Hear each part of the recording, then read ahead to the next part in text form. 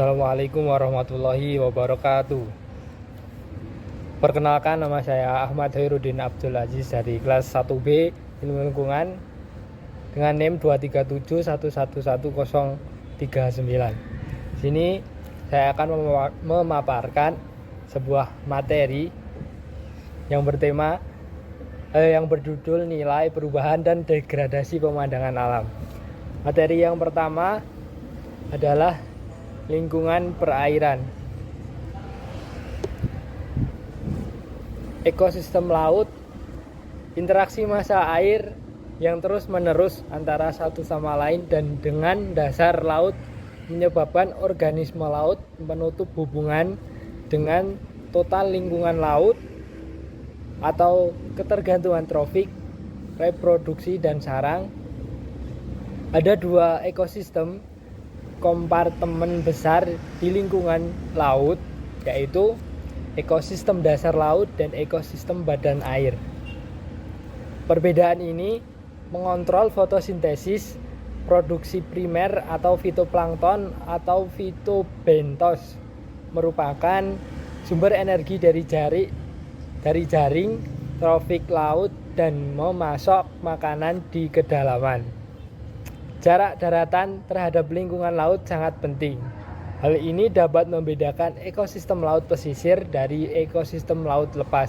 Ekosistem kompartemen besar di lingkungan laut yaitu yang pertama, ekosistem dasar laut. Ekosistem dari landas kontinen dimulai dari garis pantai dan mencapai awal kenaikan benua atau kedalaman sekitar 150 sampai 180 meter. Sedangkan ekosistem kedalaman dimulai dari pemunculan benua dan berlanjut ke dataran jurang dan parit dengan kedalaman 11.000 meter. Lalu ekosistem badan air, ekosistem pencairan perairan neritik atau pesisir ditemukan di atas landas kontinen, dan ekosistem pelagis jauh dari pantai dan di luar landas kontinen. Lautan dan muara. Lautan adalah ekosistem tertua dan terbesar di planet ini. Fungsinya dipengaruhi oleh faktor alam seperti gelombang, pasar surut, arus salinitas, suhu, tekanan, dan intensitas radiasi. Rantai trofik organisme produsen lebih kecil dan diakhiri dengan hewan besar. Di kedalaman yang dalam, dekat mata air panas bumi, ekosistem yang terisolasi berkembang dengan karakteristik unik. Produksi primer tidak didasarkan pada organisme fotosintetik, tetapi pada bakteri kemosintetik. Muara adalah sistem laut semi tertutup, di mana salinitas dan aksi pasang surut memainkan peran penting dalam pengaturan parameter alami dan pasokan energi ke sistem. Produksi primer tinggi disebabkan oleh organisme, fitoplankton, mikroflora bentik, dan tanaman air. Kondisi yang menguntungkan untuk pengembangan organisme konsumen baik di muara maupun di sekitarnya. Assalamualaikum warahmatullahi wabarakatuh. Perkenalkan, nama saya Novel Akbar Ramadan, NIM 237111040. Di sini saya akan melanjutkan presentasi yang telah dijelaskan oleh teman saya sebelumnya. Selanjutnya ada ekosistem air tawar. Mata air dari sudut pandang ekologi dibagi menjadi dua kategori. Bagian sungai yang mengikis tepian dan dasar sungai dan yang mengendapkan sedimen memiliki dasar yang berlumpur. Sungai secara umum dibagi menjadi tiga bagian. Pertama, bagian anak sungai di dekat mata air, di mana air jernih dan konsentrasi nutriennya rendah. Dua, bagian tengah di mana keanekaragaman hayati dan fotosintesisnya lebih besar.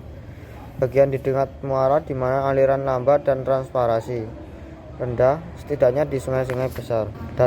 Danau adalah kumpulan air tawar yang tergenang atau lebih jarang lagi air asin di dalam batas-batas benua.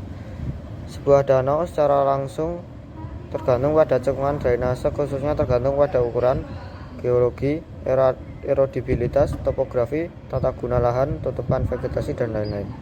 Tanah basah. Lahan basah meliputi rawa, danau, yang dangkal, laguna, serta hutan tepi sungai atau higrofil hidrologis merupakan penentu bagi sistem lahan basah. Keanekaragaman fauna sangat penting peran ekologisnya. Mereka merupakan pengatur sistem karbon, fosfor, dan nitrogen yang signifikan karena berkontribusi terhadap denitrifikasi dan memainkan peran penting dalam siklus hidrologi terhadap pasokan air bawah tanah dan mengurangi dampak banjir. Yang selanjutnya ada zona pesisir. Zona pesisir meliputi landasan kontinen hingga kedalaman sekitar 200 meter dan dataran maritim dengan ketinggian kurang dari 200 meter, mencakup sekitar 8% dari permukaan bumi. Kekayaan biologis lautan di daerah pesisir, tempat bertemunya ekosistem yang sangat produktif seperti lahan basah, padang rumput bawah laut, dan terumbu karang. 80% dari produksi perikanan global berasal dari wilayah pesisir, sementara 60% populasi dunia tinggal di tempat yang berjarak kurang dari 60 km dari pantai.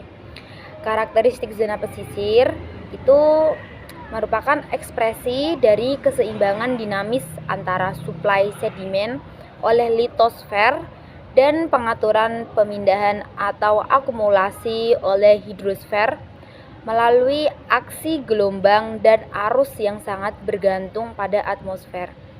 Selain itu, juga pengaruh biosfer pantai, biogenetik, dan bioerosi.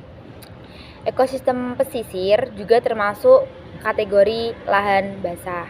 Degradasi pantai dan kebutuhan perlindungan. Ekosistem pesisir mempunyai karakteristik yang khas, kepekaan tinggi, dan membutuhkan pengelolaan yang rasional. Ini merupakan modal ekologi dan ekonomi yang signifikan dimanfaatkan dengan baik sehingga cepat mengalami degradasi karena intervensi yang tidak bijak. Selanjutnya, laut memastikan sebagian besar makanan manusia. Sebagai perkembangan perdagangan, laut menjadi rute utama untuk lalu lintas produk. Iklim di daerah pesisir juga lebih sejuk dan bersahabat untuk kehidupan manusia. Hal ini dapat terganggu karena kebutuhan subsisten dari peningkatan populasi manusia serta kebutuhan konsumen yang terlibat. Lingkungan pesisir Mediterranean. Pesisir Mediterranean dibandingkan dengan pesisir Atlantik atau Samudra Pasifik terdapat dua perbedaan. Yang pertama, karakter oligotrofik. Karakter ini memungkinkan sebagai semi gurun yang terangkum 3 elemen, yaitu konsentrasi garam nutrisi kecil, perkembangan fitoplankton dan fitobentos yang musiman dan terbatas, serta jarang terciptanya kondisi anoksik atau hipoksik di dasar laut dan badan air. 2. Kurangnya pasang surut yang penting. Keanekaragaman hayati dan bentang alam.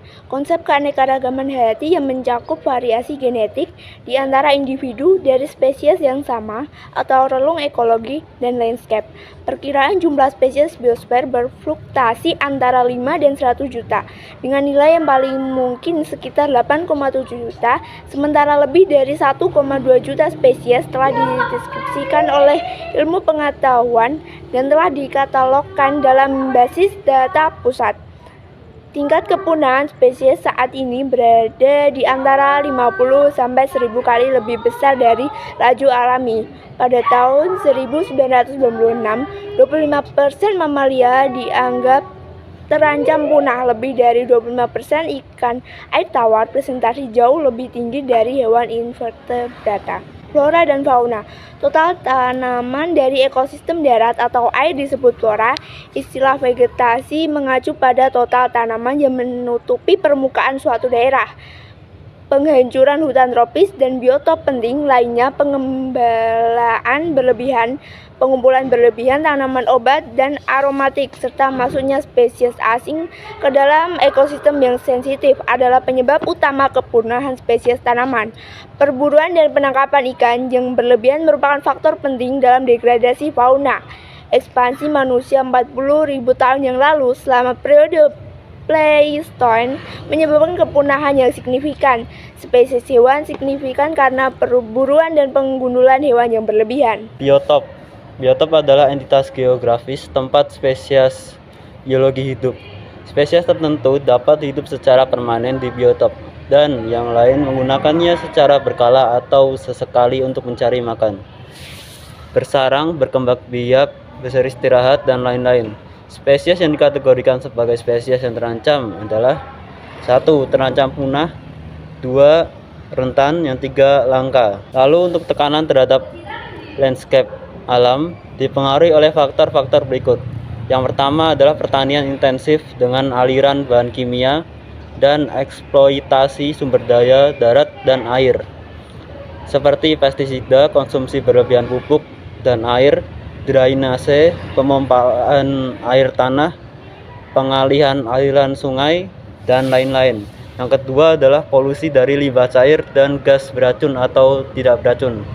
Lalu yang ketiga, pembuangan limbah padat. Yang keempat, kebakaran hutan. Yang kelima adalah pengembalaan yang berlebihan dan mengakibatkan erosi tanah. Yang keenam, perburuan dan penangkapan ikan yang berlebihan. Yang ketujuh, lalu penebangan kayu yang berlebihan yang mengakibatkan penggundulan hutan. Lalu yang ke-8, ekstraksi permukaan. Lalu atribut dan perubahan landscape. Faktor yang mempengaruhi landscape alam. 1 adalah posisi geografis istimewa terletak di persimpangan 3 benua yang akan menjadi rute migrasi berbagai burung. Lalu yang kedua ada berbagai jenis iklim seperti hipotropis hingga iklim Eropa Tengah menghasilkan ekosistem yang bervariasi, seperti keanekaragaman hayati periode glasial. Lalu yang ketiga adalah sejarah. Geologi yang kompleks menciptakan tanah yang dari berbagai jenis buatan, menghasilkan banyak pulau, gunung, lembah, dan juga meningkatkan keragaman landscape alam. Nama saya Hasna Najla Salsabila, NIM 237111046. Di sini saya akan menjelaskan tentang degradasi zona pesisir dan situs-situs dengan keindahan luar biasa. Aktivitas yang merusak biotop dan pemandangan alam di pesisir yaitu 1. Perubahan persepsi dan tekanan pembangunan yang telah terjadi tahun 1950 dari sumber daya alam menjadi sumber daya ekonomi. Yang kedua, penggunaan lahan yang merusak seperti pembangunan pemukiman, tempat wisata, dan perluasan pertanian. Yang ketiga, pembakaran sebagai alat perubahan penggunaan lahan menyebabkan degradasi ekosistem pesisir dengan cepat. Situs-situs dengan keindahan luar biasa memiliki kekayaan alam dan kriteria pemilihan SONB atau Sets of Standing Natural Beauty, yaitu 1. Keanekaragaman hayati yang luar biasa menghasilkan berbagai jenis habitat flora fauna yang signifikan. Yang kedua, jenis tempat yang dicakup memiliki nilai tinggi yang seperti biotop atau lanskap alami. Yang terakhir, kriteria pemilihan dilakukan berdasarkan geomorfologi dan ekologi.